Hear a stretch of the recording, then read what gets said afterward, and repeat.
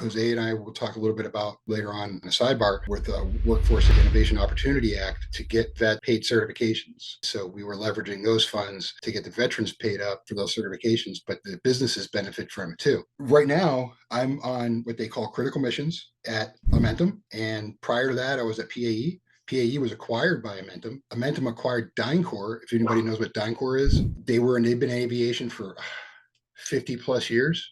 Pax River, there's so much going on in aviation, and we just can't hire enough of them. And for me, talking to a veteran that doesn't have their A&P, it's like you can get a job. I hired hundreds of veterans to go, let's say, to Saudi Arabia, work F-15s, right? Because you have to have Air Force or Navy experience to work on. So you have to have that experience to work on those aircraft. A&P doesn't matter, okay? As a matter of fact, I had a lot of A&Ps apply, and they didn't have the experience on the airframe, couldn't hire them. Sorry.